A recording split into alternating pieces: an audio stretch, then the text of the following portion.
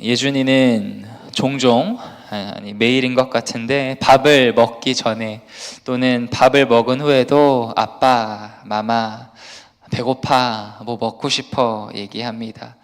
그러면 그래, 밥 더 줄까? 뭐 빵 먹을래? 이렇게 물어보면 아니, 딴 거 합니다. 예준이가 말하는 딴 거는 단 거입니다. 아이스크림, 주스, 과일 이런 거죠. 어린아이는 왜 부모가 맛있는 단 거를 많이 먹지 말라고 하는지 이해하지 못합니다. 단 거가 danger, danger, 위험한 것임을 알지 못해요. 네, 여러분 이해 못 하신 것 같은데 단 거 아시죠? 어린아이는 왜 병원에 가서 아픈 주사를 맞아야 하는지, 왜 부모가 아이를 병원에 데려가고 이 의사 선생님은 왜 자기에게 주사를 놓는지 이해하지 못합니다. 그러나 부모의 말에 순종하면 충치와 질병을 예방할 수 있는 것이죠. 순종은 다 이해해서 하는 것이 아닙니다. 우리와 하나님과의 관계에서도 선순종, 후 이해가 굉장히 중요합니다. 한국의 어떤 목사님이 그러시더라고요. 한국 교회들은 성경 공부를 참 많이 하는데 참 좋은 것이지만 성경 공부에서 멈춰서는 안 된다. 모든 성경 공부는 순종 공부가 되어야 한다. 그렇게 말씀하시더라고요. 그렇습니다. 더 많은 지식이 우리 삶을 변화시키지 못해요. 우리 삶이 언제 변화되죠? 하나님의 말씀을 순종할 때 우리 삶이 변화됩니다.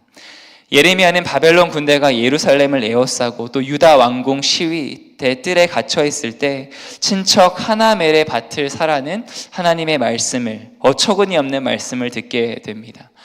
마치 전쟁 중인 우크라이나에서 폭탄이 머리 위를 지나가고 있는데 땅을 사라는 것이죠. 집을 사라는 것입니다.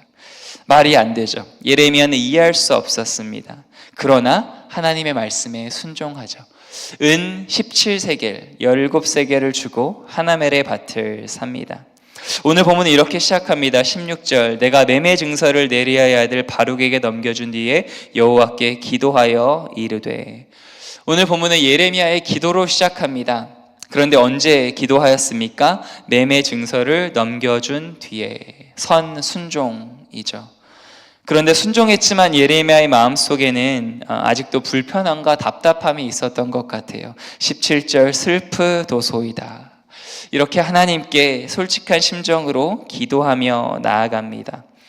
그런데 예레미야는 먼저 하나님의 능력을 찬양하는 기도를 하고 있다는 것을 우리가 주목해서 볼 필요가 있습니다. 17절, 주 여호와여, 주께서 큰 능력과 펴신팔로 천지를 지으셨사오니 주에게는 할 수 없는 일이 없으시니이다.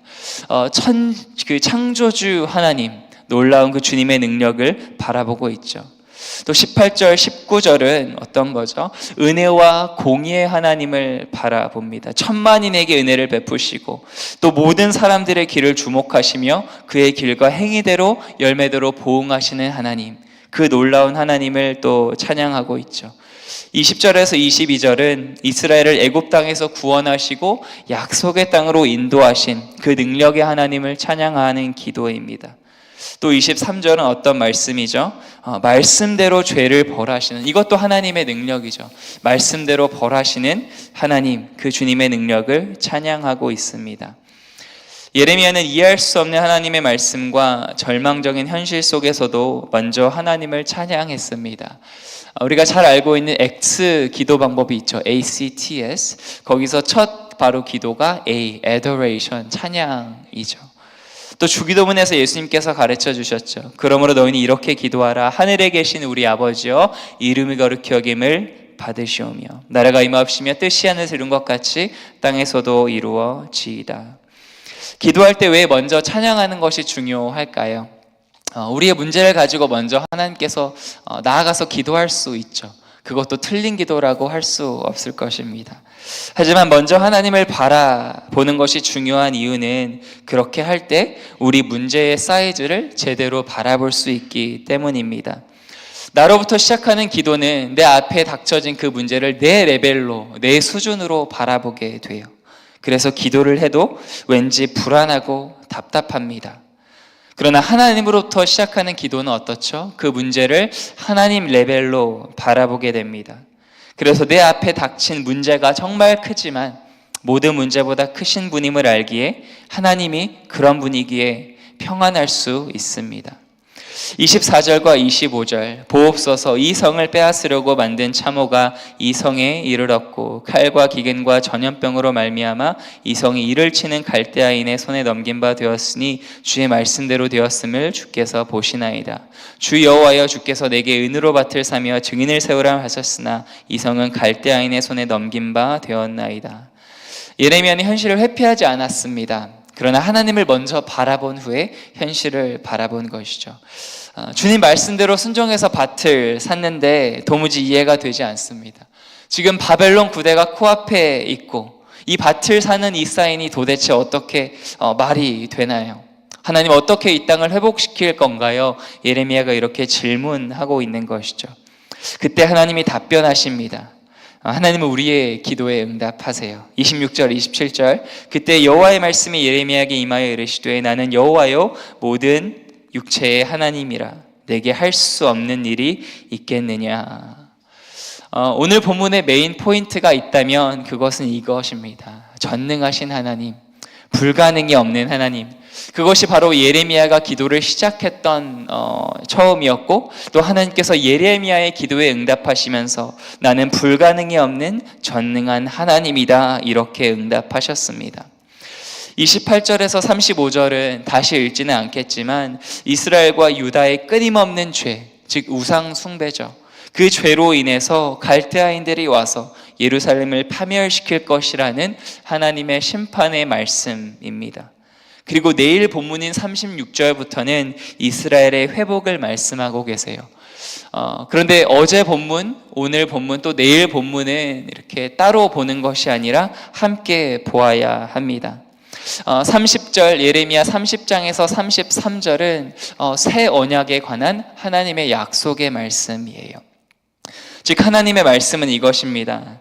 마치 졸졸 물이 새는 지붕을 고치는 것보다 화재로 완전 불타버린 집을 고치는 것이 훨씬 어렵잖아요. 그런 것처럼 정말 어려운 것, 그것은 멸망한 이스라엘을 다시 구원하는 것이다. 하나님께서 그 어려운 일을 계획하셨으며 그렇게 하시겠다는 것입니다. 즉 하나님께 불가능이 없다는 것이죠. 지금 우리의 삶이 심판 또는 시험의 현장 한복판에 있을 수도 있지만 마치 그루터기가 죽은 것처럼 보여도 거기서 새순이 나와서 다시 자라는 것처럼 하나님의 백성에게 심판은 끝이 아니라 그 너머에 회복이 있다는 것을 하나님 말씀하고 계십니다.